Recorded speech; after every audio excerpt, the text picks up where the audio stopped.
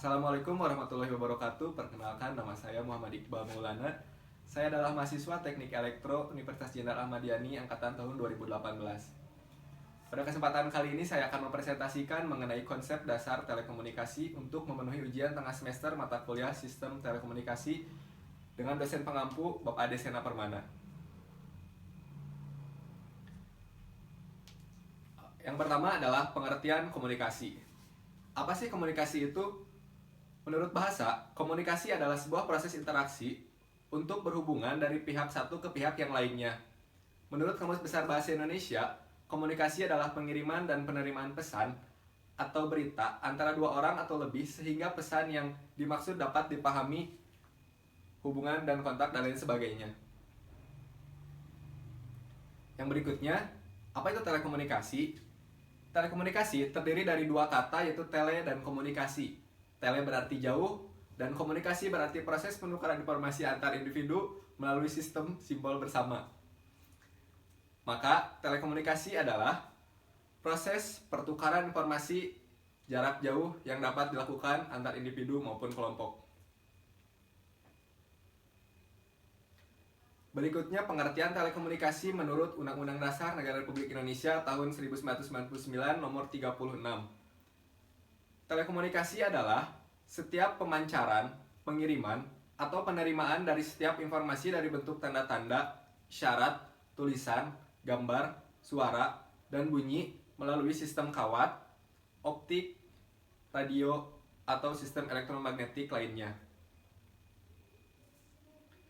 Nah, berikutnya sistem telekomunikasi berdasarkan unsur atau elemen transmisinya. Yang pertama adalah perangkat telekomunikasi. Berikutnya, sarana prasarana telekomunikasi. Lalu, penyelenggaraan telekomunikasi. Yang berikutnya adalah jasa telekomunikasi. Lalu terdapat pula pengguna, pelanggan, pemakai, dan interkoneksi. Berikut adalah penjelasannya.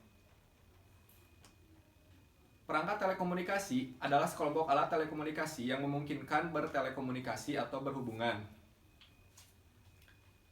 Sarana dan prasarana telekomunikasi adalah segala bentuk atau segala sesuatu yang memungkinkan dan mendukung untuk berfungsinya proses telekomunikasi. Penyelenggara telekomunikasi adalah perseorang, koperasi, badan usaha milik negara, badan usaha milik swasta, industri, pemerintah, dan instansi pemerintah kenegaraan lainnya. Berikutnya adalah jasa telekomunikasi. Adalah layanan telekomunikasi untuk memenuhi kebutuhan pelanggan untuk bertelekomunikasi dengan menggunakan jaringan telekomunikasi tersebut. Berikutnya adalah pelanggan. Pelanggan adalah perseorangan, badan hukum, dan lain sebagainya yang membutuhkan jasa telekomunikasi. Selain itu juga terdapat pemakai telekomunikasi. Pemakai biasanya adalah perseorangan, badan hukum, dan lain sebagainya yang hanya menggunakan jasa telekomunikasi berdasarkan kontrak. Yang terakhir adalah interkoneksi, adalah keterhubungan antar jaringan telekomunikasi dan penyelenggara jaringan telekomunikasi yang berbeda. Selain itu juga terdapat bentuk-bentuk telekomunikasi yang dibagi menjadi 4, yaitu point to point, point to multipoint, multipoint to multipoint. Point to point adalah proses telekomunikasi antar individu dengan individu lainnya. Lalu point to multipoint yaitu antara individu dan kelompok. Begitu pula sebaliknya yaitu multipoint to point antara kelompok dan individu. Yang terakhir adalah multipoint to multipoint yang berarti proses telekomunikasi antar kelompok dan kelompok. Proses ini dapat digunakan menggunakan berbagai media yang saat ini semakin berkembang. Media telekomunikasi atau teknologinya berikut adalah jenis-jenis teknologi telekomunikasi. Sebetulnya, teknologi telekomunikasi telah ditemukan sejak abad ke-18.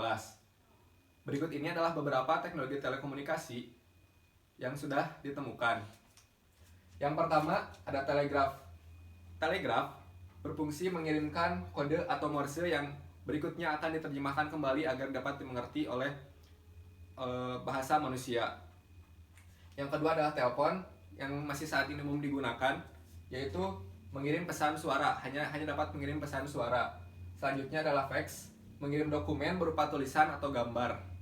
Biasanya penggunanya adalah industri hukum, industri, badan hukum, pemerintah, dan lain sebagainya. Yang berikutnya adalah televisi. Televisi masih digunakan hingga saat ini dan sangat umum sekali, yang berfungsi sebagai media transmisi berupa video dan audio. Selanjutnya adalah radio. Radio, walaupun saat ini jarang digunakan, tetapi masih tetap diperlukan. Berfungsi sebagai media transmisi audio atau dapat menyalurkan audio saja. Yang berikutnya adalah handphone dan internet. Memiliki dua fungsi yang saling berkaitan karena internet memerlukan media seperti handphone. Dapat mengirim teks, video, audio, dan lain sebagainya. Dan sekarang semakin berkembang fungsi dari handphone dan internet. Berikutnya adalah prinsip kerja sistem telekomunikasi. Prinsip kerjanya yaitu yang pertama adalah manage search. Message search adalah sumber informasi yang harus dikirim atau akan dikirim kepada perangkat lainnya. Dapat dikatakan juga sebagai sumber informasi awal. Yang berikutnya adalah encoder. Encoder adalah proses konversi ke dalam bilangan biner dan akan menjadi bit-bit sinyal yang dapat ditransmisikan. Berikutnya adalah transmitter. Transmitter adalah proses pengiriman bit sinyal atau bentuk biner tadi agar sampai kepada penerima dengan menggunakan pemancar. Berikutnya adalah transmission medium atau the channel.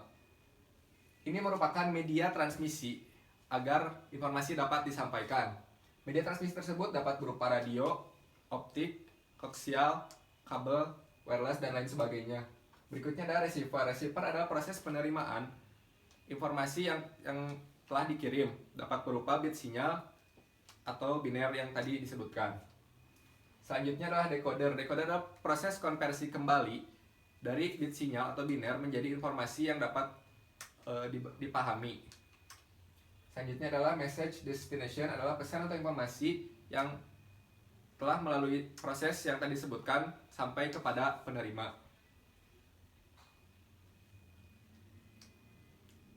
Dan yang terakhir adalah istilah dalam telekomunikasi. Istilah dalam telekomunikasi terbagi menjadi 3, yaitu simplex, half duplex, full duplex. Simplex adalah komunikasi satu arah. Alat atau media yang menggunakan istilah simplex adalah pager, televisi, radio, dan lain sebagainya. Yang kedua adalah half duplex, yaitu komunikasi dua arah secara bergantian. Media yang digunakan adalah handy-talkie, fax, chatroom, dan lain sebagainya. Full duplex yaitu komunikasi dua arah secara bersamaan. Media yang digunakan adalah telepon, VoIP, dan masih banyak lagi sekarang terus berkembang dan masih banyak digunakan. Sekian yang dapat saya sampaikan. Terima kasih. Semoga bermanfaat. Wassalamualaikum warahmatullahi wabarakatuh.